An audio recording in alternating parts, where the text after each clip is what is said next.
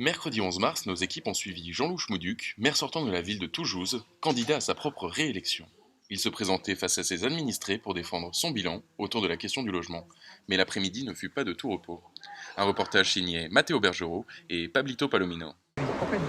Je suis en train de me défendre, parce que je suis attaqué de toutes parts sur ma politique du logement, ce qui est une infamie, mais c'est une infamie. C'est relayé par un de mes adjoints félons qui a fait croire que j'avais fait un arrêté anti-bivouac, alors qu'en fait, je n'ai demandé aux gens qui étaient au centre-ville de se déplacer que parce que je leur ai promis des logements à tous. Face aux vives critiques de l'opposition, ses colistiers interviennent pour défendre son bilan, un bilan remarquable. Monsieur le maire, si vous permettez. Moi, je trouve qu'on est dans une politique de la bienveillance. Ce que nous défendons comme projet pour Toulouse, c'est l'entraide de tous les Toulousains et de tous les Toulousaines. On a vraiment à cœur que tous les Toulousains et Toulousaines, y compris ceux que nous accueillons de l'extérieur, soient tous hébergés. Ça a été la raison de notre loi anti-bivouac. Monsieur le maire est le chantre du ruissellement à Toulouse. C'est Voilà. le chantre d'une politique libérale qui fonctionne, qui marche. Voilà. Effectivement, on est obligé de favoriser un peu les riches pour leur permettre de redistribuer aux pauvres. C'est ce que monsieur le maire fait depuis le début de son mandat et ce qu'il continuera à faire. Cette opération de tractage était l'occasion pour le maire sortant de faire des propositions concrètes en matière de logement. La tour Occitanie, on m'a reproché cette tour Occitanie. Je me suis mis d'accord avec tous mes amis de Falsbourg et de Cannes pour qu'on surélève cette tour Occitanie de 2 étages pour faire des chambres de bonne. Vous voyez, je fais de la mixité sociale quand même. Je vais faire un terrain de golf à la Grave, vous voyez, un terrain de golf pour faire la mixité sociale. Une volonté pieuse dont les Toulousains espèrent qu'elle sera suivie d'effets. Mais cet après-midi ordinaire s'est rapidement transformé en escarmouche. Moudik, on veut plus de toi. Moudik, on veut plus de toi.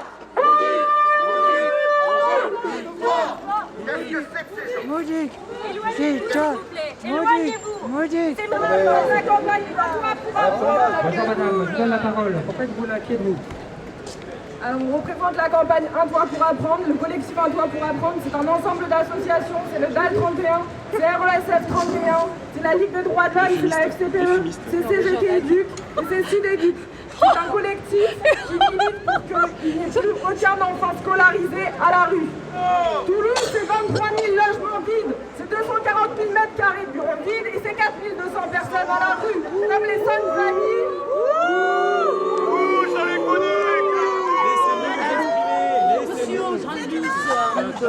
Suite à l'interpellation des collectifs d'associations, le maire, ouvert au dialogue, leur propose de se retrouver à sa permanence de campagne.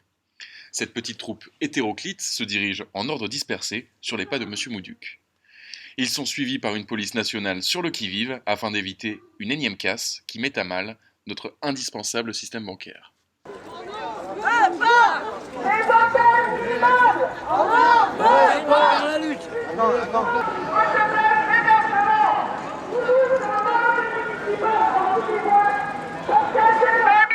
Ont toutes fait des démarches préalables pour demander un hébergement. Votez Jean-Loup Schmouduc, le candidat C'est du votre logement. famille. Pour qui? Et des combats. À toi. Pour qui? Pour tous. Et des combats. À toi. Pour tous. On trouver une solution pour 5 familles, seulement 5 familles. Je le répète, Toulouse, c'est 23 000 logements vides, c'est 240 000 mètres carrés de bureaux vides. La préfecture, j'ai pas fini. La préfecture, alors même qu'il y a des squats qui brûlent, on l'a vu avec le squat de Muret, alors qu'il y a des squats qui brûlent, qu'est-ce que répond la préfecture? La préfecture envoie un courrier à tous les maires de Haute-Garonne pour demander de bien surveiller tous les bâtiments vides de leur commune pour éviter qu'il y ait des nouveaux squats qui se forment. Je vais vous prouver la bonne foi. Regardez, je retourne la veste.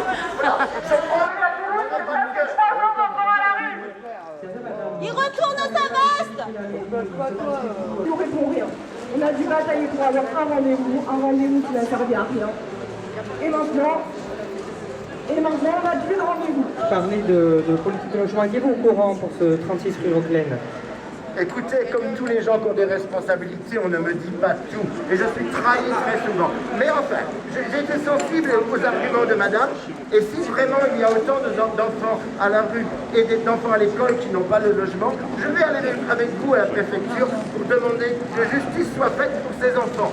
C'est quand même la moindre des choses. Bouduc nous propose d'aller à la préfecture avec lui et d'aller face à la préfecture pour parler du 36 rue Roquelaine et d'aller lutter avec les familles, de venir en soutien avec les familles qui luttent pour leurs droits depuis le 17 janvier et qui n'obtiennent qu'un silence méprisant de la part de la préfecture. Alors c'est bien ça. C'est parti, et qu'est-ce qu'on veut? Et qu'est-ce qu'on veut? À toi. Pour qui? Pour tous. Et qu'est-ce qu'on veut? Après avoir retourné sa veste comme aux plus belles heures de la carrière de Manuel Valls, Mouduc, désormais convaincu par les arguments de l'association du droit au logement, se dirige avec détermination vers la préfecture.